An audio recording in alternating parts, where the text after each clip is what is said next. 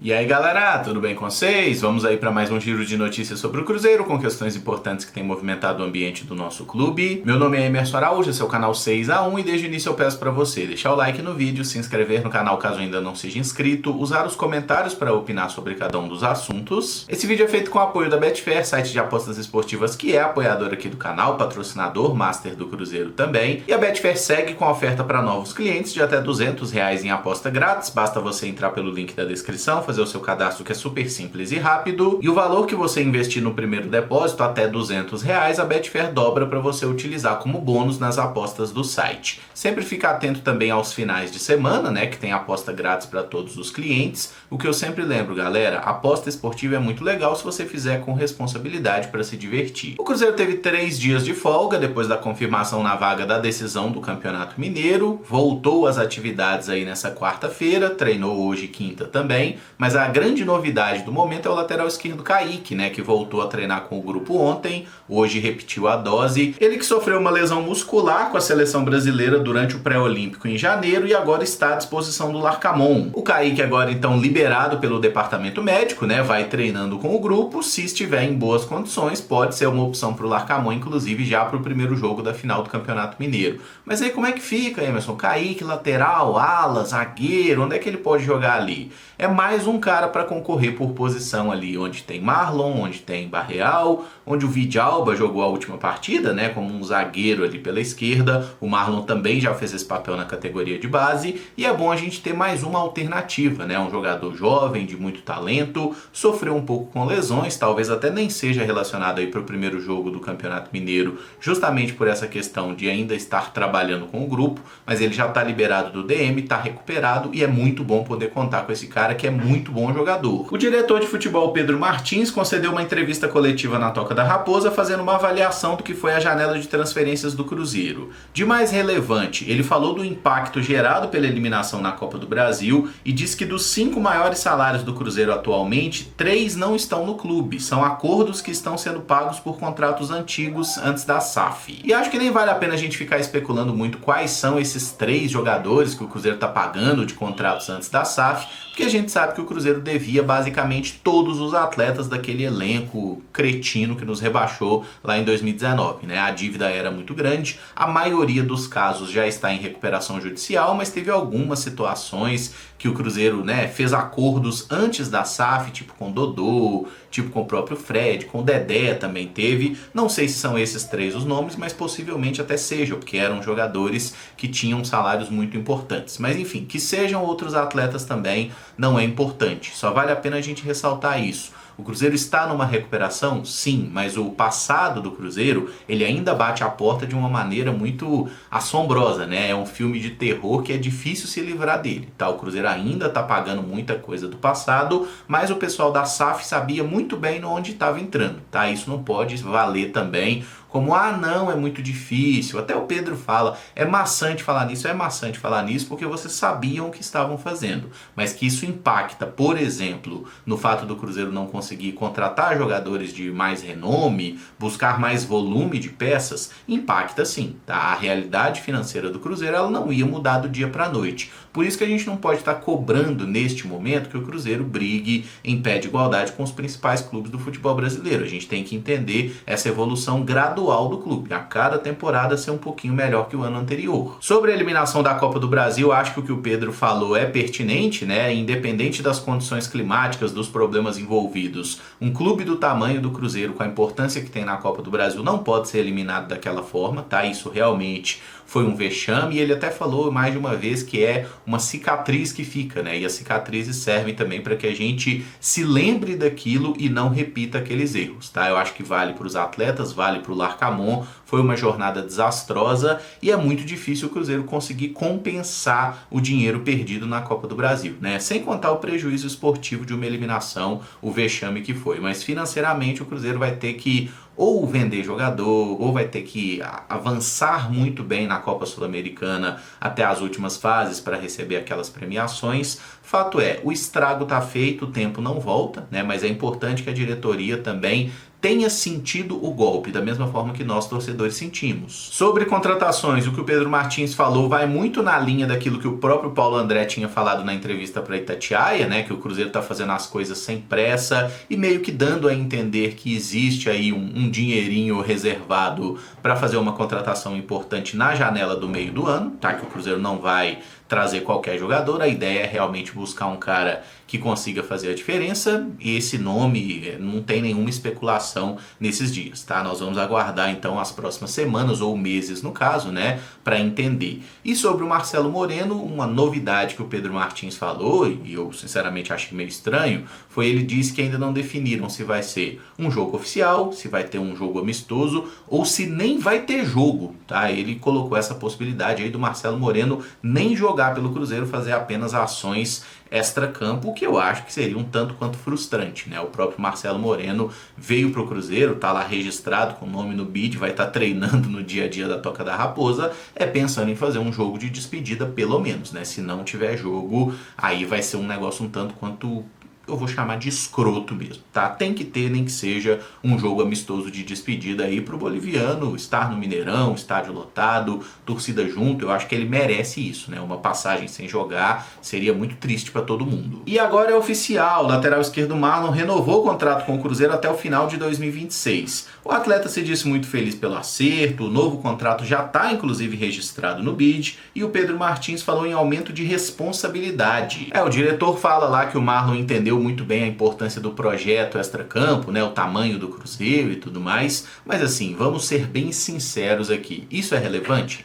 O Marlon fala muito bem, se expressa, é uma liderança extracampo, também é legal, mas o mais importante é jogar bola, né, ser um jogador que consiga dar em campo uma contrapartida, né, para o investimento que foi feito nessa renovação agora. A sequência dele no clube passa uma mensagem importante para o mercado, né, porque tinha muito torcedor falando aí, o pessoal do Sapatênis não vai conseguir renovar, vamos perder o Marlon para outro clube brasileiro. Foi passada uma mensagem, né? O Marlon quis ficar no Cruzeiro, renovou seu contrato com o clube e agora tá tudo certo, então não tem por que se preocupar mais. A nossa dupla de laterais, né, que fez sucesso aí, que foi talvez a melhor notícia da última temporada, o William e Marlon, ambos com contratos renovados, com a permanência assegurada aqui no Cruzeiro. E eles precisam mesmo assumir mais responsabilidade, ser lideranças desse clube, porque são atletas que estão naquela idade que o cara não é garoto nem veterano, são caras que estão naquela idade de auge, né? Auge técnico, auge físico, e acho que o William e Marlon são aí dois dos principais nomes desse novo Cruzeiro. O próprio Rafael Cabral foi citado pelo Pedro Martins, entra nessa também por uma liderança importante que mas o Cruzeiro tem agora um elenco um pouco mais cascudo, né? E a maior dor de cabeça, que era perder o Marlon no final do ano, essa não existe mais. Sobre a permanência do Matheus Pereira, o Pedro falou da complexidade do negócio que envolve um acerto com o Al Hilal, com o atleta e com seu staff. Mas disse que as conversas têm evoluído bem, que não dá para cravar a permanência ainda, mas que ele vê a intenção de todos em fechar essa permanência em definitivo do camisa 10. E acho que o principal aspecto que precisa ser resolvido é realmente equacionar a questão do salário do Matheus Pereira, né? Porque ele tem um salário muito fora da realidade do futebol brasileiro, ele quer ficar no Cruzeiro, ele vai ganhar um belíssimo salário para o nosso padrão, mas é um salário que talvez seja tipo a metade ou menos da metade do que ele ganhava lá na Arábia. Então a gente tem que entender que existe uma mudança, né? E ele teria mais 2 anos de contrato na Arábia pela frente. Então é realmente uma negociação muito complexa que envolve valores muito altos. E algo que o Pedro Martins falou relacionado ao zagueiro João Marcelo, né, que é outro jogador que está com o contrato terminando agora no meio do ano, que o Cruzeiro, segundo o Pedro Martins, o Cruzeiro ainda não bateu o martelo sobre a compra do João Marcelo ou não, tá? Eles vão tomar essa decisão mais próximo do final do empréstimo, mas ele falou da questão de negociar o valor, que você tem um valor fixado ali, mas a ideia do Cruzeiro é dar uma pechinchada, né, tentar conseguir fechar esses acertos aí por valores um pouco menores. No caso do João Marcelo, eu acho um pouco difícil, porque é um zagueiro jovem, acho que o Porto, se o Cruzeiro não comprá-lo, vai querer aproveitar ele por lá, né? Até porque o João Marcelo, desde que ele chegou ao Cruzeiro, ele era um jogador desconhecido, e a partir do rendimento dele aqui no Cruzeiro, ele está se tornando um jogador mais interessante, não só para o Porto, mas para qualquer clube. Tá todo mundo vendo esse cara jogando e falando, esse maluco é bom zagueiro, né? Porque era uma aposta que o Cruzeiro fez, veio por empréstimo e está mostrando aí no dia a dia que é de fato um bom zagueiro. Tá? Então acho que é difícil reduzir a pedida do Porto, que é na casa de 1,5 milhão de euros. No caso do Matheus Pereira, eu tô com a impressão que o Cruzeiro vai conseguir reduzir esse valor da compra. Tá? Acho que não vai custar todos aqueles 12 milhões de euros, não. Acho que esse negócio de Ronaldo vai lá, fotinha com camisa do Al Hilal, Gabriel Lima, todo mundo sorridente. O Cruzeiro tá dando essa chorada aí na orelha dos árabes já tem um tempo, né? Acho que vai dar para fechar por um valor menor. E o próprio Matheus Pereira também estará abrindo mão de um bom valor financeiro caso feche em definitivo com o Cruzeiro. Tá todo mundo otimista, né? Mas a gente que é torcedor deve sempre manter um pezinho atrás e só comemorar de fato quando as coisas estiverem devidamente fechadas, assinadas, igual a renovação do Marlon. Agora a gente não precisa mais preocupar com isso. A respeito dos jogadores jovens lá que foram afastados, né, por indisciplina, aquela festinha lá, tomaram os goró. Sobre o João Pedro, o Pedro Martins falou que a situação ainda não está definida, tá? Foi até levantada a hipótese que o João Pedro renove contrato com o Cruzeiro e seja emprestado para outro clube, coisa que ainda não aconteceu. E sinceramente, eu, no caso do Cruzeiro aí, olharia para essa situação do João Pedro da seguinte forma: primeiro ato de indisciplina, né? Até o momento único. Ele já é um jogador de 21 anos. Eu não renovaria o contrato do João Pedro agora, porque eu não sei realmente qual é o potencial dele. Eu acho que o João Pedro deveria receber uma oportunidade de reintegração ao plantel. Obviamente, se estiver treinando bem, merecendo ter chance de jogar. Se ele não jogar bem, aí, irmão, segue sua vida, o contrato termina no final do ano mesmo, ele que procure outro clube. Agora o Cruzeiro, não, identificamos que o jogador teve um problema de indisciplina. Nós vamos renovar o contrato dele e emprestar? Tipo assim, você tá punindo ou você tá recompensando? Sabe, eu entendo a lógica de renovar para não perder o atleta, mas hoje eu não sei dizer se o João Pedro é um grande jogador ou se é um jogador mediano que fez algumas grandes jogadas. Ele tem potencial, ele tem algum talento, mas eu não sei até que ponto ele consegue jogar consistentemente em alto nível, tá? Então eu acho que se o Cruzeiro renovar o contrato e emprestar, seria uma forma meio estranha de lidar com a situação. Eu preferia ver o atleta voltando a fazer parte do plantel e aí a gente vê se ele joga a bola mesmo, se ele consegue ficar em definitivo. Talvez a diretoria podia até deixar as coisas bem alinhavadas, sabe? Não sei se dá para fazer hoje em dia aquele contrato de gaveta, né? Mas você deixar tudo bem alinhado com o atleta no seguinte sentido: se você chegar até tantos jogos, se você não tiver novos casos de indisciplina, aí a gente faz uma renovação, botar alguma cláusula nesse sentido, porque hoje, pelo que o João Pedro mostrou no início do ano, ele me parece um jogador que seria útil no plantel do Cruzeiro, até pelas poucas opções que a gente tem para jogar pelas pontas, né? Mas emprestar o jogador, renovar, sei lá, essa solução não me pareceu muito inteligente no caso do João. O Fernando já tá tudo certo, né? Foi lá para Ferroviária, deve ser oficializado aí nos próximos dias como novo jogador do Clube Paulista. O contrato de empréstimo lá até o final de outubro, né? Que é quando termina a Série C do Campeonato Brasileiro. Tomara que o Fernando jogue bem lá, pegue uns perrenguinhos, né? Aprenda um pouquinho e valorize mais a oportunidade no Cruzeiro que ele teve e já deu 2 rameladas aí que poderiam ter custado muito caro para ele. Tem muito talento, mas precisa agora ter a cabeça no lugar para fazer esse talento aparecer dentro de campo. Com relação a outro atleta que foi afastado, né, que se fala menos porque ele nunca esteve no elenco principal, é o Henrique Silva, né, o Seninha, volante, zagueiro, é muito bom jogador também, tá? Mas o Henrique Silva, segundo informação do perfil Crias da Toca, ele voltou a treinar com o elenco sub-20 na segunda-feira. A polêmica aí envolvendo a arbitragem no Clássico, né, para passar de uma forma bem resumida. O Cruzeiro solicitou a arbitragem de fora do estado, o Atlético Mineiro não. Dessa forma, qual é o procedimento aí da Federação Mineira? Fazer um sorteio, tá? E o sorteio é árbitro de fora, árbitro da FMF. Então o Cruzeiro teria 50% de chance de ganhar ou de perder esse sorteio. E aí no jogo de volta, a mesma coisa, tá? Teria então essa possibilidade de, por exemplo, se o Cruzeiro ganha os 2 sorteios, árbitro de fora nos 2 jogos, se o Cruzeiro perde, árbitro da Federação Mineira nos 2 jogos. Se cada um ganha um, seria exatamente o que vai acontecer, tá? Porque para evitar os sorteios, os clubes fizeram um acordo junto com a Federação Mineira de Futebol.